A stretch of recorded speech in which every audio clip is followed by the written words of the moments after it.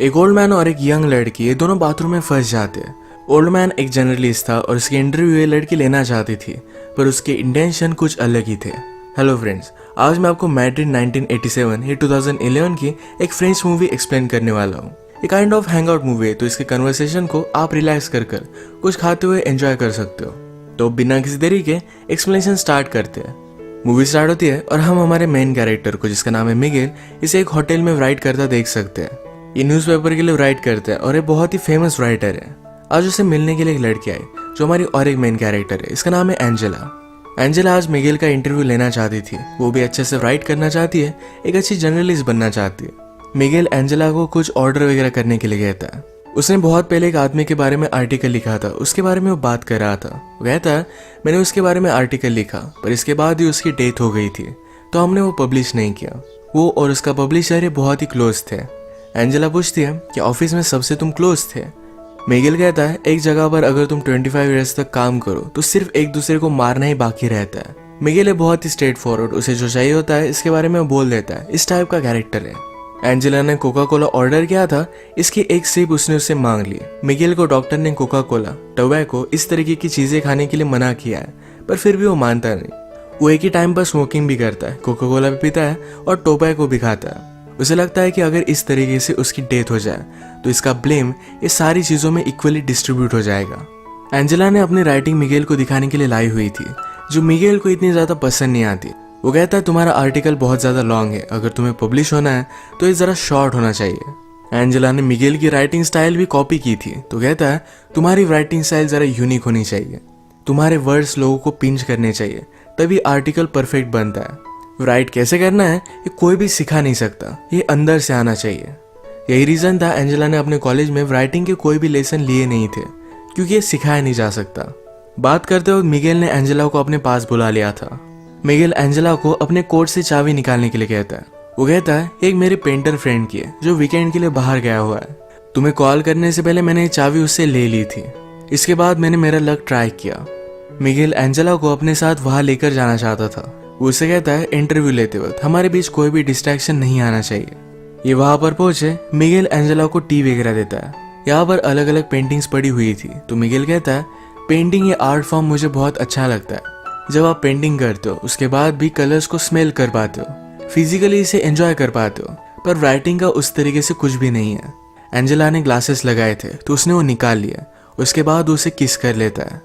इसके बाद मिगेल ने कहा कि आजकल मुझे किसिंग में कोई भी इंटरेस्ट नहीं है, जैसा एज बढ़ता गया वैसे इंटरेस्ट चला जाता है। उसने फिर उसे कपड़े निकालने के लिए कहे। उसका मानना था कि एंजेला उससे कुछ सीखने वाली है, तो उसके बदले में उसे भी कुछ मिलना चाहिए। वो उसे क्लियरली बोल देता है कि मुझे जो चाहिए ये मैंने तुम्हें क्लियरली बता दिया है, इससे ज्यादा तुम और कुछ भी एक्सपेक्ट नहीं कर सकती। इसका मतलब ये नहीं कि तुम टैलेंटेड नहीं हो, पर फिजिकली मैं तुमसे अट्रैक्टेड हूँ। आजकल मैं किसी भी लड़की को सीड्यूस नहीं कर पाता, जब यंग था तब की बात अलग थी। अगर आज एंजेला के साथ उसका कुछ हुआ तो इसके बारे में वो लिखने वाला है। एंजेला को जरा अनकंफर्टेबल लगा तो यहाँ से वो चली जाती है। थोड़ी देर में माइंड चेंज कर फिर से वो वापस आ गई।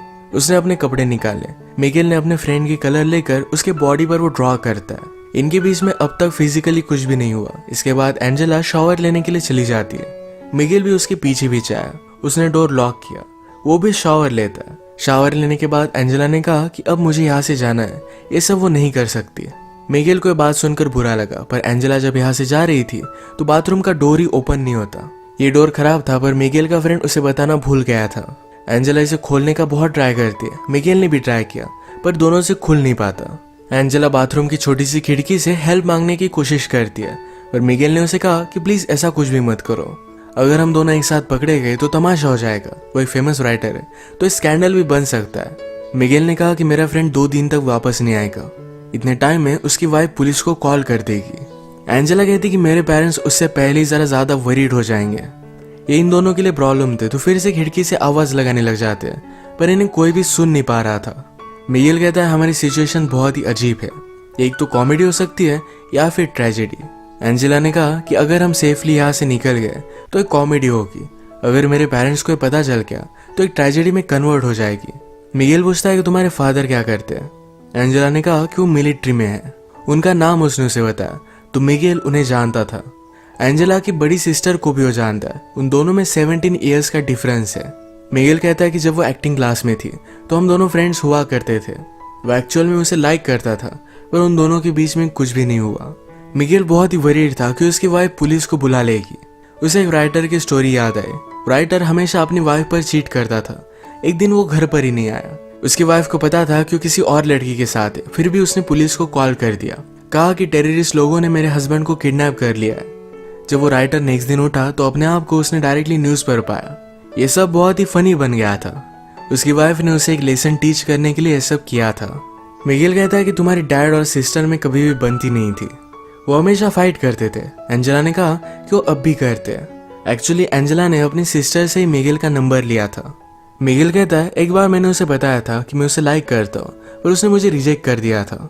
अगर उसे पता चला कि हम दोनों किस सिचुएशन में हैं तो मैं वंडर करता हूँ कि वो करेगी क्या। आजकल एंजेला की सिस्टर ये बड़ी एक्ट्रेस बन चुकी है। एंजेला कहती है कि मेरी सिस्टर को लगता है कि तुम बहुत ही ओवररेटेड राइटर हो। मिगेल को सुनकर बुरा लगा, पर वो कहता है एक ओवररेटेड राइटर ही इसको अपना करियर बना सकता है। एंजेला पूछती है लोग क्या कहते हैं, क्या तुम्हें इससे कुछ भी फर्क पड़ता है। मिगेल पूछता है क्या अब भी तुम मेरा इंटरव्यू ले रही हो।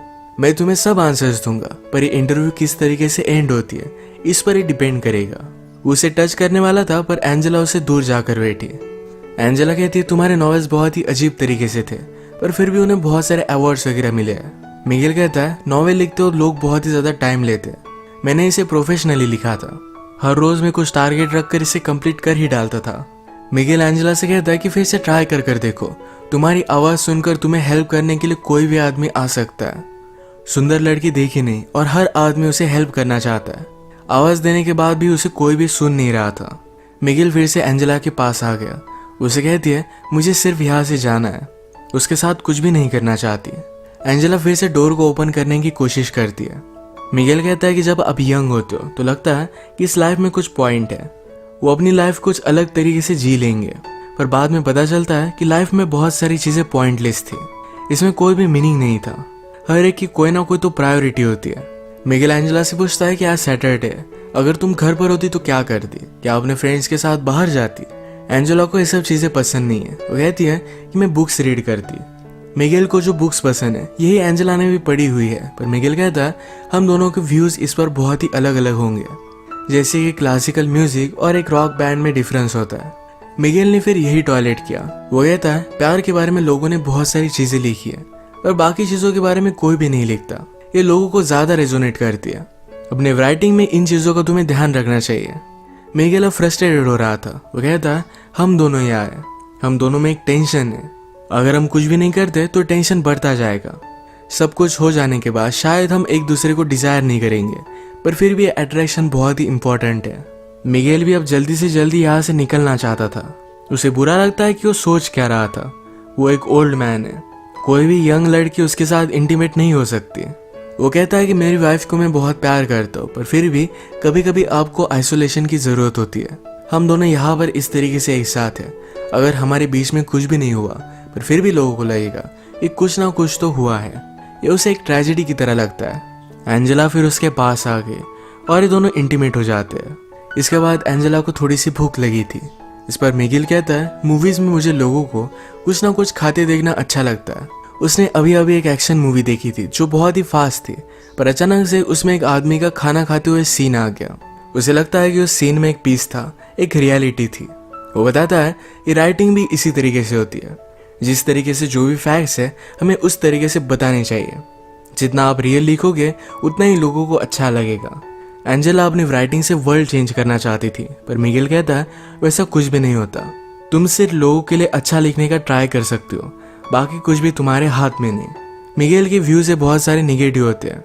वो एंजेला से हमेशा इस तरीके से बात कर रहा था कि उससे बहुत ही ज्यादा छोटी है। वो ऑलमोस्ट एंजेला को डांट रहा है, इस तरीके से उससे बात कर रहा था। एंजेला को इस पर गुस्सा आ गया। वो कहती मुझे सब लोग इसी तरीके से ट्रीट करते हैं, तुम सिर्फ बड़े हो, तुम्हें एक्सपीरियंस है, इसका मतलब ये नहीं कि तुम सही हो। तुम्हें क्या लगता है यहाँ पर मेरा आना ये तुमने चूज किया था? मैं भी तुम्हें चूज कर सकती हूँ। शायद मुझे भी कुछ ना कुछ डिफरेंट चाहिए था, इसीलिए मैं यहाँ पर आई। एंजेला का गुस्सा शांत होने के बाद मिगेल कहता है किसी को आवाज लगा कर देखो, पर फिर भी कोई भी सुन नहीं पा रहा था। एंजेला कहती है कि जब मैं छोटी थी तो इस तरीके से प्रिटेंड करती थी कि मैं एक सेलिब्रिटी हूँ, मेरा इंटरव्यू चल रहा है और आईने के सामने हमेशा ऐसे देखती रहती थी। मिगेल कहता है लोग अपने आप को जैसे है इस तरीके से एक्सेप्ट नहीं कर पाते, इसलिए कुछ ना कुछ ज़्यादा पावरफुल बनने की कोशिश करते हैं। ये बात एंजेला ने भी रियलाइज़ की थी और इसके बाद उसने मिरर के सामने इस तरीके से प्रिटेंड करना छोड़ दिया। सब्जेक्ट को चेंज करने के लिए मिगेल कहता है क्या तुम्हें मूवी देखनी है। एंजेला पूछती कि हम कैसे देख सकते हैं। मिगेल ने फिर उसे स्टोरी बताना स्टार्ट किया। वो कहता है कि एक फैमिली थी, मदर, फादर और उनका एक बेटा था। एक दिन अचानक से बेटे ने अपने बेड से उठना बंद कर दिया।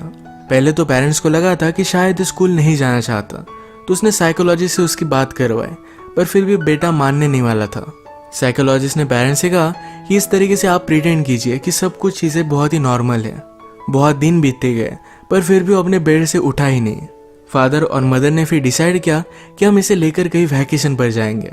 ये अलग अलग प्लेसेस पर घूमे। घूमते घूमते एक जगह पर मेला चल रहा था। इस मेले में अपने बेटे को बेड पर ही लेकर गए। वहां पर एक लड़की से उसने बात की। वो लड़की भी उसके प्यार में पड़ गई। उनका बेटा फिर भी बेड से उठा ही नहीं। उस लड़की को बहुत बुरा लगा और वो भी फिर बेड में ही रहने लग गई। ये बात देखकर सारे विलेज वालों को लगा कि शायद ये बीमारी कंटेजियस हो सकती है। उन्हें यहाँ से बाहर निकाल दिया गया और भी थोड़े दिन बीत गए। एक रात आई जो बहुत ही ब्यूटीफुल थी। मदर और फादर एक दूसरे की कंपनी एंजॉय कर रहे थे। वो दोनों जंगल में गए और एक दूसरे के साथ इंटीमेट हो गए। जब वो वापस आए तो उनका बेटा बेड से उठकर कहीं चला गया था। उन दोनों ने अपने बेटे को ढूंढने की बहुत कोशिश की पर उन्हें वो कहीं भी नहीं मिला। एंजेला पूछती है क्या इस स्टोरी की एंडिंग सैड है, मुझे तुम्हें क्यों सुना रहे हो। मिगेल उसे बताता है कि मदर ने अपने बेटे को ढूंढने की बहुत कोशिश की थी, उसे मिला नहीं, पर इस बात से वो खुश थी। उसका बेटा इस तरीके से रह रहा था, इस बात से वो तंग आ चुकी थी। उसे जो फीलिंग्स आ रही थी इस वजह से उसे गिल्टी लग रहा था। स्टोरी की तरह ही हमने आज जो भी किया ये गलत था। हमें इसके बारे में गिल्टी तो लगेगा ही, पर ये अब हो चुका है। इसके बारे में ज़्यादा सोचना सही नहीं। इसके बाद अगर हम फिर से कभी मिले तो तुम मुझे इग्नोर कर दोगी। तुम्हें गिल्टी तो लगेगा पर यही करना सही होगा। इसके बाद थोड़ी देर में मिगेल को किसी का आवाज़ आया। उस आदमी को बुलाकर कहता है कि प्लीज़ मेरे फ्रेंड को कॉल करो, मैं यहाँ पर फंस चुका हूँ। थोड़ी देर में मिगेल का फ्रेंड भी वहाँ पर पहुँच गया। जिस तरीके से मिगेल ने कहा था कि तुम मुझे अनदेखा कर कर यहाँ से चली जाओगी, उसी तरीके से एंजेला यहाँ से चली गई। जाने से पहले एंजेला ने उसे कहा कि सिर्फ एक इंसिडेंट था, इसी तरीके से मैं उसे ट्रीट करूंगी, मुझे इसके बारे में कोई भी बुरा नहीं लगेगा, ये सिर्फ उसके लिए एक एक्सपीरियंस था। इसी के साथ ये मूवी एंड हो जाती है।